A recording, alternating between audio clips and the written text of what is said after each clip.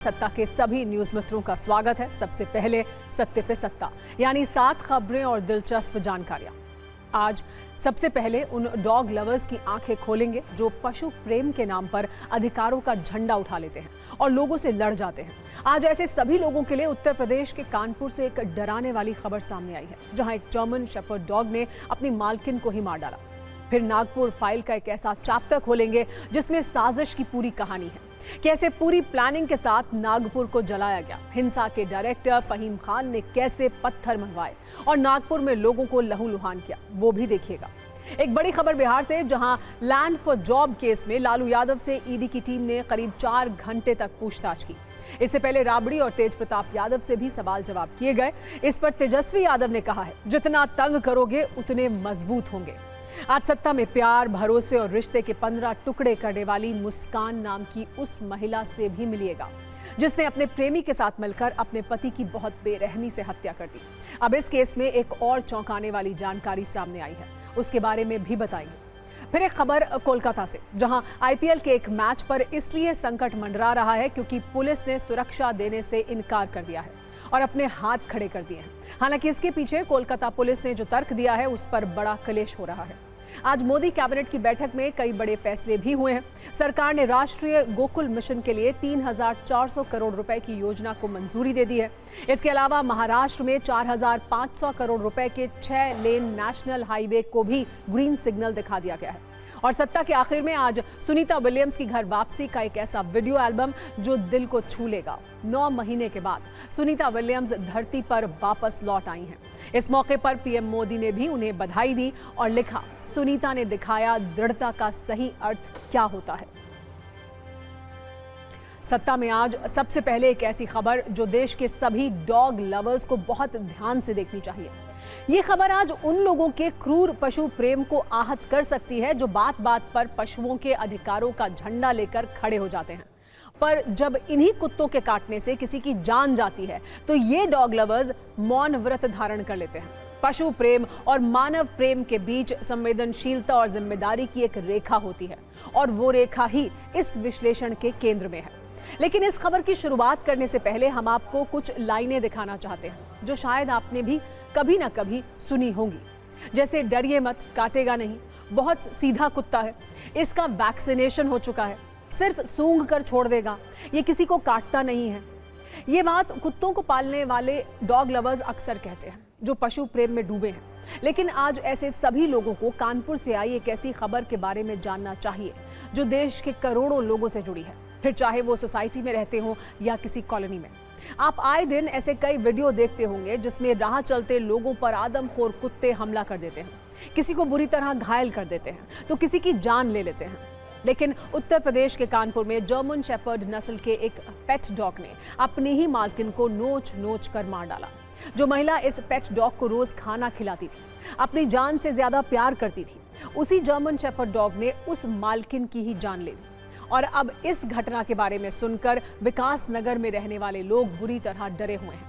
लेकिन आज हम इस खबर को सिर्फ इसलिए दिखा रहे हैं ताकि इंसानों से ज्यादा पशुओं को तवज्जो देने वाले पशु प्रेमियों और डॉग लवर्स की आंखें खुल जाएं और ऐसे सभी लोग ये समझ सकें कि जब घर में वर्षों से पले डॉग का कोई भरोसा नहीं है तो सड़क पर घूमने वाले उन आवारा कुत्तों की गारंटी कैसे ली जा सकती है। अब हम आपको ये भी बताते हैं कि कानपुर में 80 वर्ष की महिला के साथ एक जर्मन शेफर्ड पेट डॉग ने क्या किया। बताया जा रहा है कि मोहिनी देवी अपने घर के आंगन में बैठी थी, तभी अचानक आंगन में मौजूद जर्मन शेफर्ड पेट डॉग उन पर टूट पड़ा। परिवार वालों को लगा कि कुत्ता किसी बाहरी शख्स पर भौंक रहा है, लेकिन जब उन्होंने बुजुर्ग महिला की चीख सुनी तो वो बाहर आए और जब वो कुछ समझ पाते, जर्मन शेफर्ड डॉग ने महिला के चेहरे, पेट, हाथ और कमर को बुरी तरह नोच लिया था, जिसके बाद उनकी मौत हो गई।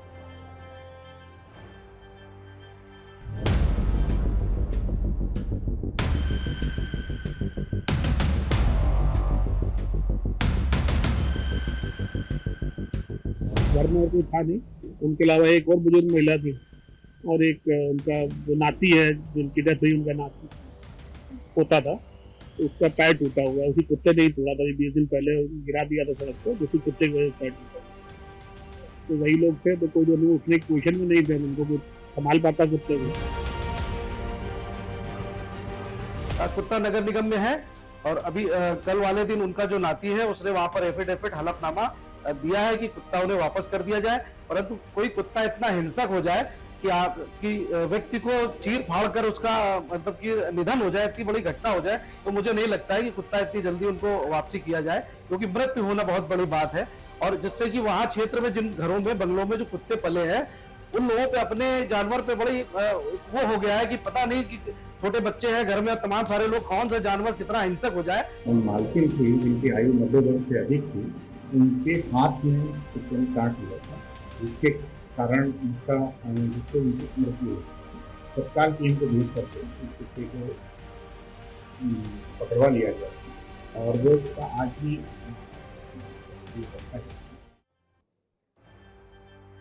आज ये खबर इसलिए भी प्रासंगिक है क्योंकि मौजूदा वक्त में समाज में कुत्तों के आतंक को लेकर वैचारिक जंग जैसे हालात हैं। इस जंग में एक तरफ वो लोग हैं जो इनसे परेशान हैं, तो दूसरी ओर वो डॉग लवर्स हैं जो इन्हें प्यार से पालते हैं, खाना खिलाते हैं, इनकी सेवा करते हैं। लेकिन जब यही कुत्ते किसी पर हमला करते हैं तो उसकी जिम्मेदारी कोई नहीं लेता। कुछ दिन पहले भी मुंबई का एक ऐसा वीडियो वायरल हुआ था जिसमें 6 से 7 कुत्ते झुंड बनाकर एक चौकीदार पर हमला कर देते हैं। इन आवारा कुत्तों से बचने के लिए वो गार्ड डंडे से खुद की रक्षा करने की कोशिश करता है, लेकिन तभी एक शख्स दौड़ता हुआ आता है और कुत्तों से खुद को बचा रहे गार्ड को ही पीटने लगता है।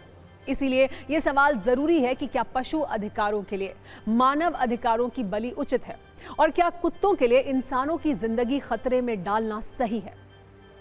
अब कानपुर में 80 वर्ष की बुजुर्ग महिला के साथ उसी के पेट डॉग ने जो कुछ किया उसकी एक और चौंकाने वाली बात आपको बताते हैं।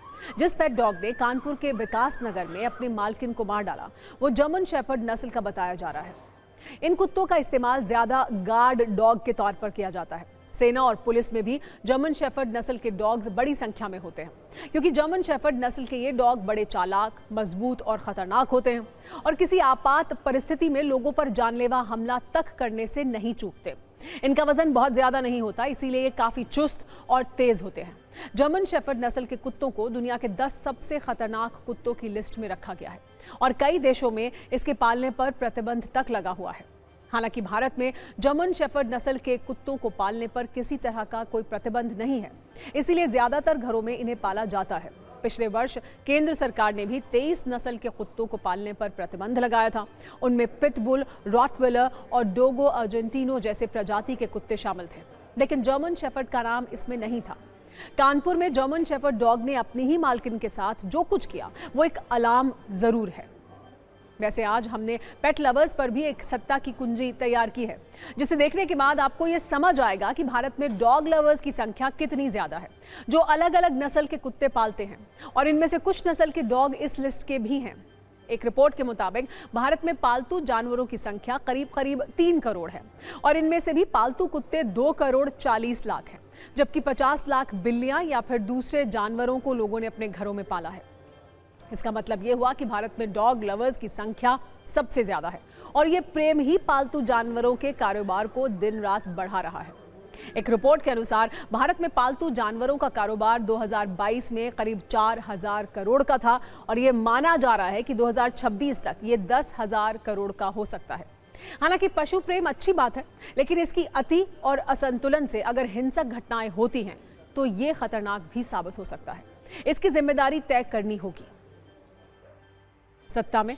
अब बात करते हैं एक ऐसे कत्ल की जिसमें सिर्फ एक इंसान की हत्या नहीं है, बल्कि सबसे मजबूत रिश्ते की हत्या है, भावनाओं की हत्या है। ये एक ऐसी वारदात है जिसके बारे में कोई सोच भी नहीं सकता है। एक पत्नी ने घर के अंदर प्रेमी के साथ मिलकर अपने पति की बेरहमी से हत्या कर दी। फिर से सुनिए, क्योंकि एक बार में यकीन करना मुश्किल है। एक पत्नी ने अपने प्रेमी के साथ मिलकर पति की घर के अंदर बेरहमी से हत्या कर दी। इसके बाद उसके शव के 15 टुकड़े कर दिए, फिर शव को सीमेंट वाले ड्रम में डाल दिया। ये घटना दिल्ली से सिर्फ 60 किलोमीटर दूर यूपी के मेरठ की है। रिश्तों के कत्ल वाली इस कहानी को हम 2 तस्वीरों से आइए समझाते हैं। ये तस्वीर पति और पत्नी की है। पति का नाम है सौरभ कुमार, जिनकी हत्या हो चुकी है। सौरभ कुमार मर्चेंट नेवी में थे, लंदन में पोस्टेड थे। दूसरी तस्वीर में इनकी पत्नी है, जिसका नाम है मुस्कान, जो इस वक्त पुलिस की गिरफ्त में है और मुस्कान पर ही अपने पति की बेरहमी से हत्या करने का आरोप है। मतलब ये कि पति की कातिल पत्नी है, जिसके साथ पूरी जिंदगी जीने की कस्में खाई थी, जिसके साथ 7 फेरे लिए थे, उसने कुछ घंटों में ही जान ले ली। मुस्कान ने अपने पति को किसी पेशेवर कातिल की तरह प्रेमी के साथ मिलकर मार डाला। यहाँ पर पेशेवर शब्द का इस्तेमाल क्यों हुआ है, इसे 4 मार्च वाली हॉरर स्टोरी से जानिए। जैसा कि बताया जा रहा है, मुस्कान ने पहले अपने पति को नींद की गोली दी। उसके बाद सोते समय पति के सीने में मुस्कान ने ही पहला चाकू मारा। हत्या के बाद लाश को बाथरूम में ले गए। मुस्कान के प्रेमी साहिल ने सौरभ के हाथ पैर काटे, कई टुकड़े किए। बॉडी को ठिकाने लगाने के लिए प्लास्टिक के ड्रम में शव के टुकड़े डाले। बदबू ना आए इसलिए ड्रम में सीमेंट का घोल भर दिया। परिवार और पड़ोसियों को गुमराह करने के लिए मुस्कान शिमला मनाली घूमने चली गई। 12 दिन तक वो इंस्टाग्राम पर वीडियो और फोटो अपलोड करती रही। 18 मार्च को कत्ल की कहानी सामने आई, जब सौरभ का छोटा भाई मेरठ उसके घर पहुंचा। हत्या के 15 दिन बाद पुलिस को सौरभ का शव मिला। पुलिस से शिकायत के बाद मर्डर वाली कहानी सामने आई।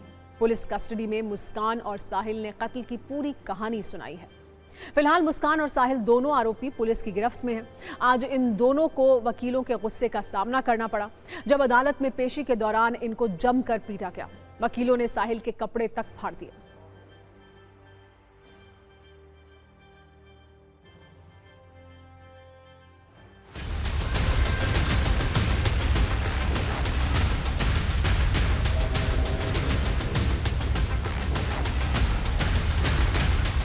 सात फेरों के 15 टुकड़े, कत्ल की खौफनाक कहानी शुरू होती है मेरठ के ब्रह्मपुरी इलाके के इंदिरा नगर के इसी घर से, जहां पर एक पत्नी अपने प्रेमी के साथ मिलकर अपने पति का बेरहमी से चाकू घोंपकर कत्ल करती है और उसके बाद लाश के 15 टुकड़े करती है और फिर उन टुकड़ों को डंप करने के लिए पानी के एक बड़े ड्रम में टुकड़ों को रखा जाता है और उसके ऊपर से सीमेंट का घोल भर दिया जाता है। लेकिन आखिरकार पुलिस इस पूरे खौफनाक मर्डर केस से पर्दा हटाती है और आरोपी पत्नी और उसके प्रेमी को गिरफ्तार कर लेती है।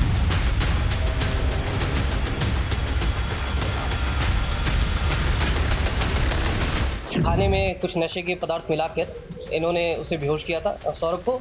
उसके बाद साहिल इनके घर पे आया था रात में, और रात में आने के बाद चाकुओं से वार कर उसके सीने पर उसकी हत्या कर दी गई थी। और उसके बाद ये बाथरूम में ले जाके उसका जो गर्दन है, सिर, उसको इन्होंने चाकू से काटा है और जो हथेलियाँ हैं उसको काट कर एक ड्रम में भरकर उसमें सीमेंट भर दिया था। तो इसका खुलासा पुलिस द्वारा कर लिया गया है। इन दोनों को ही अब माननीय न्यायालय के सामने पेश किया जाएगा। जो हथियार है और ड्रम है और जो शव है वो हमें बरामद कर लिया है। शव को पोस्टमार्टम के लिए भेजा जा चुका है।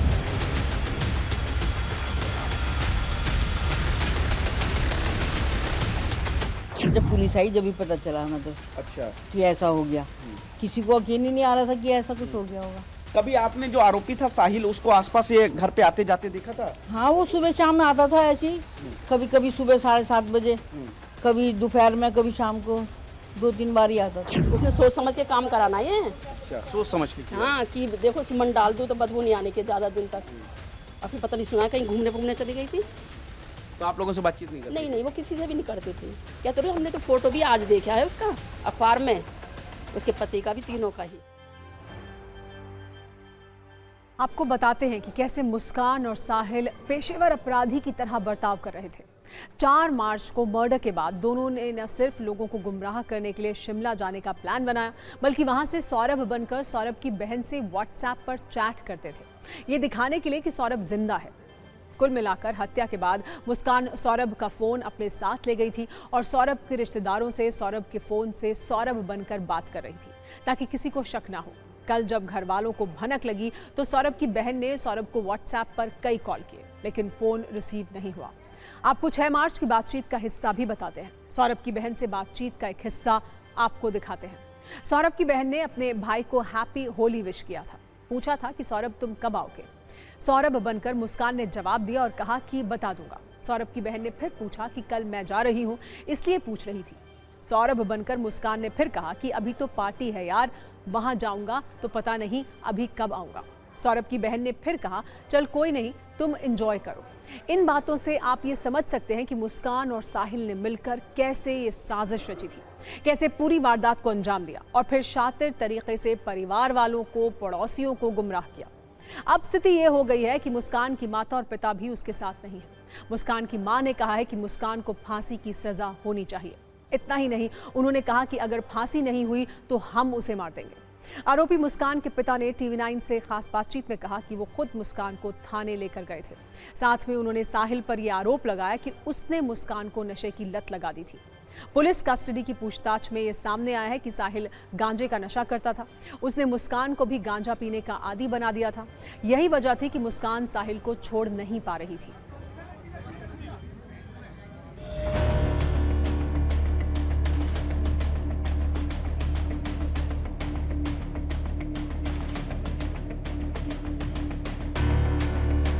पुलिस पूछताछ में पता चला है कि जो साहिल था वो गांजे का आदी था और उसने गांजे का शौक जो मुस्कान थी उसको भी लगा दिया था। और यही वजह है कि मुस्कान साहिल को, जो प्रेमी है, उसको छोड़ नहीं पा रही थी और दोनों ने एक साथ रहने और अपने पति सौरभ के कत्ल की साजिश रची, जिसके बाद सौरभ की बेरहमी से हत्या कर दी गई है।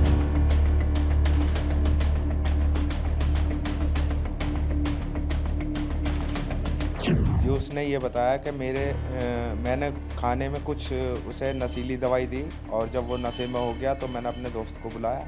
उसने आकर उसके पहले सीने में चाकू मारा और उसके बाद उसे बाथरूम में ले गया खींच के और उसको टुकड़े कर दिए। 2 साल से करवा रहा था उसे नशे। किस तरीके के नशे दे रहे? इंजेक्शन वाले, सुल्फ जो सिगरेट में पीते हैं भरकर वो, और ड्रग्स भी दे रखी है।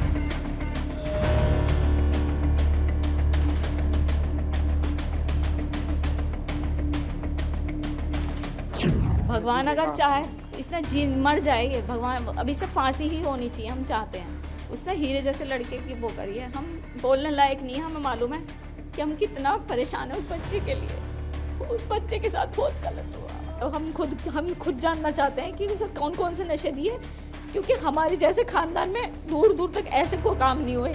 उस लड़की को नशे में ही करवाया है ये काम। आपको बता दें कि सौरभ अमेरिका बेस्ड एक कंपनी में मर्चेंट नेवी की जॉब करता था। पोस्टिंग लंदन में थी। ज़्यादातर शिप पर विदेशों में ही रहता था। 2016 में सौरभ और मुस्कान की पहली मुलाकात हुई थी, जिसके बाद दोनों ने परिवार की मर्जी के खिलाफ लव मैरिज की। सौरभ और मुस्कान की एक 6 वर्ष की बेटी भी है। 25 फरवरी को मुस्कान का जन्मदिन था। 24 फरवरी को सौरभ अपनी पत्नी का जन्मदिन मनाने मेरठ आया था। सौरभ के वापस आने के बाद साहिल परेशान रहने लगा था, जिसके बाद मुस्कान और साहिल ने सौरभ को रास्ते से हटाने का प्लान बनाया। सत्ता में अब नागपुर हिंसा की बात करते हैं, जहां सोमवार को लगी हिंसक आग तो शांत हो चुकी है, लेकिन इस आग की तपिश बरकरार है। शहर के कई इलाकों में अभी भी कर्फ्यू है और गली मोहल्लों में पुलिस अलर्ट पर है। लेकिन इस सब के बीच हिंसा करने वालों का इलाज शुरू हो गया है और सबूत भी रिलीज हो रहे हैं। नागपुर हिंसा में दर्ज हुए 5 एफआईआर में कुल 60 नामजद आरोपी हैं। सभी 60 आरोपियों की पुलिस की कस्टडी में खातिरदारी हो रही है और इसी में एक नाम है फहीम शमीम खान, जिसे इस पूरी हिंसा का मास्टरमाइंड बताया जा रहा है। वो भी हवालात की रौनक बढ़ा रहा है। इसका बड़ा राजनीतिक कनेक्शन भी निकला है, जिस पे हमने एक विस्तृत कुंजी तैयार की है। दरअसल औरंगजेब की कब्र हटाने की मांग से शुरू हुए इस हिंसक एपिसोड में मुस्लिम पक्ष ने सोमवार 3 बजे बजरंग दल के कार्यकर्ताओं के खिलाफ पहली एफआईआर दर्ज कराई। फिर 6 बजे से शाम से 10 बजे रात तक आगजनी, पुलिस पर हमला और महिला पुलिसकर्मी से छेड़छाड़ की घटना हुई। एक डीसीपी पर कुल्हाड़ी से हमला किया गया और फिर तीसरे राउंड में हिंसा करने वालों के खिलाफ एफआईआर दर्ज की गई। इस मामले में 1250 लोगों के खिलाफ एफआईआर दर्ज है, जिसमें से 100 से 200 लोगों को पहचान लिया गया है। इन एफआईआर में ऐसी बातें हैं जिससे न्यूज़ मित्रों के लिए यह समझना काफ़ी आसान होगा कि नागपुर हिंसा की प्लानिंग पहले से थी या बजरंग दल के प्रदर्शन के बाद हुई। एफआईआर की डिटेल में जाएं तो उससे पहले एक वीडियो देखिए। इस वीडियो में भारी भीड़ है और उन्मादी नारेबाजी हो रही है। इस नारेबाजी में क्रूर मुगल शासक औरंगजेब की शान में कसीदे पढ़े जा रहे हैं, यानी औरंगजेब की प्रशंसा हो रही है। उसके लिए जिंदाबाद के नारे लग रहे हैं। ये वीडियो सोशल मीडिया पर काफी वायरल है। इस वीडियो को हिंसा का प्रमुख आधार बताया जा रहा है। दावा किया जा रहा है कि इन नारों के बाद ही नागपुर में भीड़ सड़कों पर निकली और हिंसा शुरू हुई।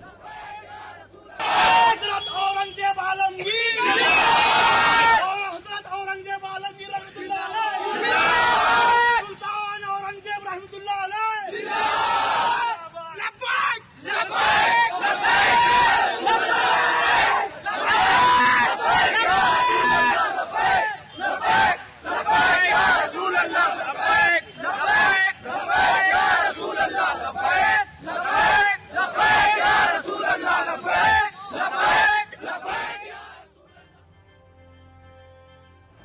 अब आते हैं एफआईआर की डिटेल पर। तो फहीम शमीम खान ने सबसे पहले 50 से 60 लोगों को अवैध रूप से थाने के बाहर जमा किया।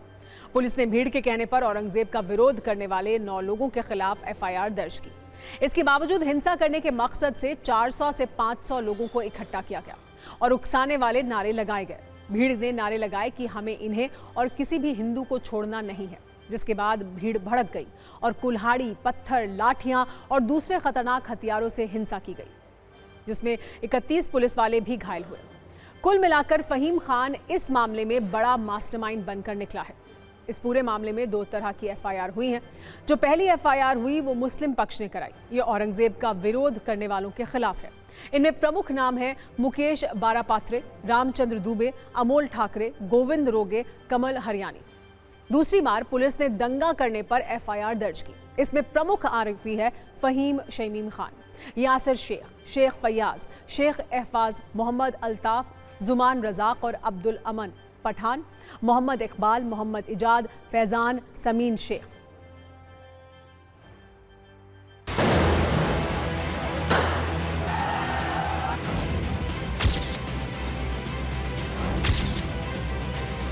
नागपुर हिंसा केस में एक सोची समझी साजिश के तहत इस पूरे घटना को अंजाम दिया गया। इसकी जो एफआईआर की कॉपी है जिसमें 51 आरोपियों के नाम हैं, इसमें फहीम भी शामिल है। और सबसे बड़ी बात यह है कि पहले से ही 3 मामले फहीम पर दर्ज हैं। पुलिस ने यह बताया है कि महिला पुलिस कर्मियों के साथ बदसलूकी और अश्लील हरकतें करने की कोशिश इन लोगों ने बार बार की।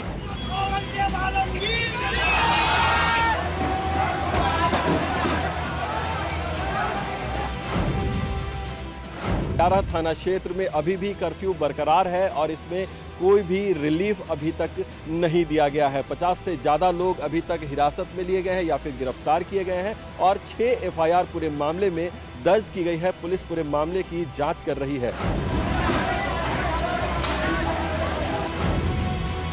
साइबर सेल हमारा पूरा वेरीफाई कर रहा है। साइबर सेल का वेरिफिकेशन होने के बाद जो उसमें दिखता है और जिन्होंने कानून हाथ में लिया है उनके खिलाफ सख्त कार्रवाई की जाएगी। इसमें हम वही कॉन्स्पिरेसी दिखाई देती है इसमें, जो कि थ्रू हो सकता है इसके थ्रू जैसे सोशल मीडिया के थ्रू हमको लग रहा है या फ़ोन्स जो गए हैं तो वो सीडीआर के थ्रू ये सारी चीज़ें हमारी चल रही हैं। और इसमें ज़रूर ये नज़र आता है कि कुछ कंस्पायर किसी ने तो किया है कि ऐसा इंसिडेंट यहाँ पे हुआ है तो आप भी कुछ कीजिए। इस तरह का अभी हमारे जो इन्वेस्टिगेशन में ये सारी चीज़ें आ रही हैं सामने। हमारे पास में जो नाम है सब नागपुर के हैं। एक तो ये एक इम्पॉर्टेंट चीज़ है उसमें। और अगर इन्होंने कंस्पायर करके एक जगह पे आए और सुबह के इंसिडेंट के बाद में फिर ये लोग सब मिले हैं तो वही जैसे मैंने बताया कि इसमें जो वो लिंक है किस कैसे इन्फॉर्मेशन गई, अगर ये बाहर से लोग आए वही चीज़ हम देख रहे हैं इसमें।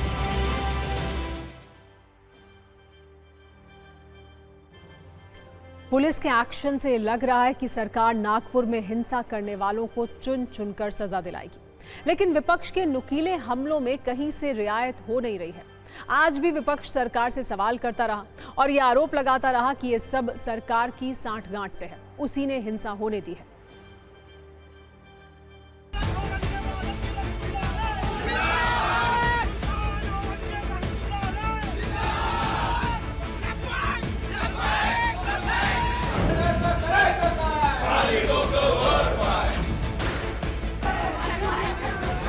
जो समाज कंटक है, जो ये करना चाहते हैं, उनके ऊपर कड़ी से कड़ी कार्रवाई की जाएगी। दुख की बात यही है जी सर कि पुलिस के हाथों में कानून व्यवस्था नहीं है। होम डिपार्टमेंट उनके हाथ बांध के रखे। इतनी घटना होती है, नागपुर की पुलिस, नागपुर की गुप्तचर यंत्रणा, इस महाराष्ट्र पुलिस की गुप्तचर यंत्रणा क्या सोई थी? उनको ये पता नहीं था ये सब होगा। पहले चौकसी के अंतर में तो ऐसा ही लग रहा है कि पूर्व नियोजित कट था और अभी देखा जाएगा पुलिस रिमांड में क्या सही आता है क्या झूठ है। वो प्री प्लान दंगल आप कह रहे हो तो आपका इंटेलिजेंस फेल्योर है, वो आप पहला एक्सेप्ट करो। आप सबको अगर इंटेलिजेंस ने बताया था कि ये दंगल होने वाली है तब भी पुलिस और आप अगर शांत बैठते हो तो दंगल होने के बाद आपको पॉलिटिकल फायदा होगा, इसलिए आपने इंटेलिजेंस होने के बाद भी दंगल होने दी। लोगों की इतनी हिम्मत हुई है कि डीसीपी लेवल ऑफिसर और पुलिस कर्मचारियों के ऊपर हाथ उठाना, ये बिल्कुल सहन नहीं किया जाएगा। कि जिन लोगों ने कानून हाथ में लिया उन सब पे कार्रवाई होनी चाहिए। पुलिस जिस फहीम शमीम खान को इस पूरी हिंसा का मास्टरमाइंड बता रही है, वो इस हिंसा का सिर्फ निर्देशक नहीं है, बल्कि खुद को वो नेता और समाज सेवक भी बताता है। वो एक राजनीतिक पार्टी का हिस्सा भी है जिसका नाम माइनॉरिटी डेमोक्रेटिक पार्टी यानी MNDP पार्टी है। फहीम MNDP पार्टी का नागपुर शहर अध्यक्ष है। फहीम ने 2024 में केंद्रीय मंत्री नितिन गडकरी के खिलाफ लोकसभा चुनाव लड़ा था। उसे 1073 वोट मिले थे, यानी नोटा से भी कम। लेकिन पुलिस का दावा है कि यह आदमी बहुत खतरनाक है और अब दंगे कर रहा है। लेकिन फहीम के परिवार के लोगों का कहना है कि फहीम को फंसाया जा रहा है। इस वक्त मैं संजय बाग कॉलोनी में मौजूद हूं, जो कि नागपुर में है। आप देख सकते हैं कि संजय बाग कॉलोनी है और यहीं पर है फहीम खान का घर। ये सामने जो आप बिल्डिंग देख रहे हैं, ये फहीम खान का घर है। तो किस तरह के व्यक्ति वो रहे हैं यहाँ के लिए? अच्छा आदमी है, कोई दंगा फसाद कुछ नहीं है। अब वो आगे रहते सबके साथ रहता है, सबसे हिल मिल के रहता है। अब क्या है, अब जो नागपुर में घटना हुई है उसमें उनका नाम आ रहा है? नाम आ रहा है, जबरदस्ती नाम डाला जा रहा है इसमें। अगर कोई चीज़ धर्म के नाम पे अगर दूसरे धर्म वाले करेंगे, ये तो दादागिरी है। फहीम खान हमारे बचपन का ही मतलब देखा हुआ बच्चा है और ये सामाजिक काम में रहता है ज़्यादा। किसी की बेटी की शादियाँ ब्याह हो, कोई गरीब की मैयत हो, कोई किसी के ऐसे अड़े हुए काम रहे, इसके अंदर ज़्यादा करके हिस्सा लेता है। देते रहते। अब वो मुसलमानों की इसमें रहता है, लेकिन वो चीज़ नहीं है, वो चीज़ नहीं है बच्चा उसमें से है ही नहीं। वो मतलब मुस्लिम समुदाय के हिमायती वो हैं। हाँ, ये मानते हैं हम लोग। मुस्लिम हिमायती है, लेकिन वो दंगा कराना, ये हम नहीं, बच्चा हमारे सामने में वो। इन सब के बीच RSS ने भी नागपुर हिंसा पर बयान दिया है। RSS के अखिल भारतीय प्रचार प्रमुख सुनील आम्बेकर ने कहा है कि इस तरह की हिंसा सही नहीं है और औरंगजेब हमारे लिए प्रासंगिक नहीं है। Is Aurangzeb relevant today? And the Chief Minister of Maharashtra also said that this was a pre-planned attack. And right now we've also have the police also investigating this.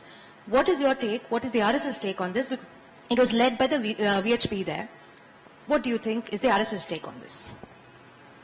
See, any type of violence is not good to the health of the society, and I think police are have taken the cognizance of it, and so I think they will go into the details, and that's the point.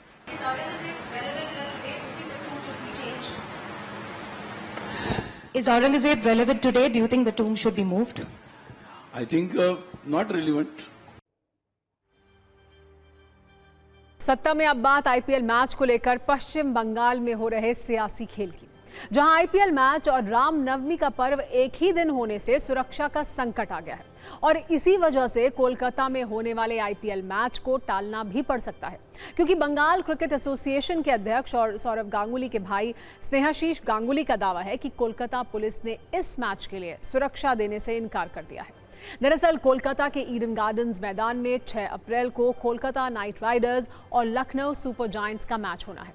इसी दिन यानी 6 अप्रैल को रामनवमी है। रामनवमी के मौके पर कोलकाता में कई शोभा यात्राएं निकलेंगी और अन्य कई कार्यक्रम भी होंगे। पुलिस का कहना है कि रामनवमी के कार्यक्रमों में पुलिस की ज्यादा तैनाती होगी, इसीलिए मैच की सुरक्षा को लेकर पुलिस की तैनाती मुश्किल है। यही वजह है कि कोलकाता पुलिस ने IPL मैच की इजाजत अभी तक नहीं दी है। शुभाशीष गांगुली का कहना है कि इसको लेकर 2 बार पुलिस अधिकारियों से बैठक हो चुकी है, लेकिन पुलिस ने अभी तक मैच को लेकर हरी झंडी नहीं दी। हालांकि अब IPL मैच वाले इस संकट पर सियासी बयानों के चौके छक्के भी खूब मारे जा रहे हैं। बंगाल सरकार के मंत्री सोवनदेव चट्टोपाध्याय ने कहा है कि रामनवमी के दिन ही मैच है, इस पर BCCI को फिर विचार करना चाहिए। इस पर बीजेपी नेता शुवेंदु अधिकारी ने कहा कि अगर ममता सरकार IPL मैच के लिए सुरक्षा देने में नाकाम है तो केंद्र सरकार से मदद मांग ले। बीजेपी ने यह भी कहा है कि राज्य सरकार इसमें सिविक वॉलंटियर्स की मदद ले, लेकिन एक बीजेपी कार्यकर्ता धूमधाम से रामनवमी मनाएगा। वैसे इस मैच को लेकर BCCI की तरफ से अभी कोई आधिकारिक बयान नहीं जारी हुआ है, लेकिन नेताओं के बयान खूब आ रहे हैं।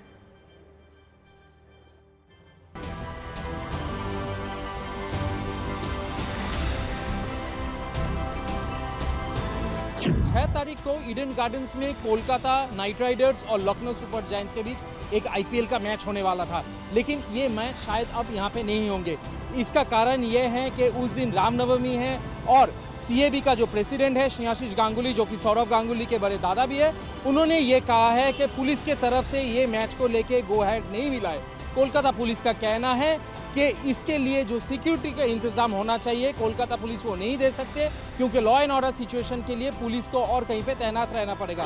দেখুন আমাদের অলরেডি কলকাতা পুলিশের সঙ্গে দুবার মিটিং হয়ে গেছে, বাট ওরা গ্রিন সিগন্যাল দেননি আমাদেরকে, ওরা রাইটিংয়ে জানিয়ে দিয়েছে because of some security issues ওরা পুলিশ প্রোভাইড করতে পারবে না। সেইটাকে আমরা অলরেডি बीसीसीआई को জানিয়ে দিয়েছি, কপি টু কেকেআরও করে দিয়েছি। मालूम नहीं कैसे चेंज करेगा, कहाँ चेंज करेगा। 12 मुल्क तो सारे हिंदुस्तान में है, कहाँ चेंज करेगा। इधर से चेंज करने से दूसरी जगह में जाने होगा, पूरी एक ही बात होगा। सिविक वॉलंटियर्स तो है 1,15,000 और शाहजहां अंदर में है, लेकिन उनका बहुत कैडर है, उसको टेम्पोररी लगा दीजिए। अब तो जब कुछ इवेंट आता है चुनाव का दौरान, दुर्गा पूजा का दौरान, अब तो टेम्पोररी होमगार्ड रिक्रूट करता है। रामनवमी के लिए इस बार 10 लाख रिक्रूट कर लीजिए और सेंट्रल गवर्नमेंट को मांग कीजिए रुपया देने के लिए। वैसे इससे पहले भी कोलकाता में आईपीएल मैच की तारीख बदली जा चुकी है। पिछले वर्ष रामनवमी पर केकेआर और राजस्थान रॉयल्स के बीच होने वाले मैच की तारीख को बदलना पड़ा था। 2009 में तो लोकसभा चुनाव की वजह से आईपीएल को भारत से साउथ अफ्रीका में शिफ्ट करना पड़ा था। और अब बात करते हैं सुनीता विलियम्स की, जो अपनी विजयी मुस्कान के साथ अंतरिक्ष से लौट आईं। इसका इंतजार पिछले 9 महीने से हो रहा था। सिर्फ 8 दिन के लिए अंतरिक्ष में गई सुनीता को अंतरिक्ष में 286 दिन गुजारने पड़े, लेकिन आज जब वो वापस लौटी तो उनकी मुस्कुराहट ने बता दिया कि उनके हौसले की सीमाएं भी आसमान की तरह ही अनंत हैं। ये सफ़र बिल्कुल आसान नहीं था, इसमें कई कष्ट थे, कई आशंकाएं थी, लेकिन सुनीता विलियम्स और उनके साथियों के हौसले ने सारी आशंकाओं को हरा दिया, जिसकी पूरी दुनिया में चर्चा हो रही है। स्पेस से समंदर तक सुनीता विलियम्स का ये सफ़र इतिहास के पन्नों में दर्ज हो गया। इन तस्वीरों को आप भी अपनी स्मृतियों में सुरक्षित कर लीजिए, ताकि मुश्किल वक्त में इससे प्रेरणा ले सकें। वैसे तो नासा की ओर से स्पेसएक्स ड्रैगन की लैंडिंग का 2 घंटे 13 मिनट तक लाइव टेलीकास्ट किया गया था, जिसे करोड़ों लोगों ने देखा। आज हम सत्ता में आपको सुनीता विलियम्स की अंतरिक्ष से वापसी की वो वीडियो हाइलाइट्स दिखाएंगे, जिनमें डर, भरोसे, गर्व और सुकून जैसे कई रंग हैं। सबसे पहले गर्व और सुकून वाली तस्वीर देखिए। ये सुनीता विलियम्स की 9 महीने 14 दिन बाद पृथ्वी पर पहली तस्वीर है, जब उन्हें ड्रैगन कैप्सूल की लैंडिंग के बाद बाहर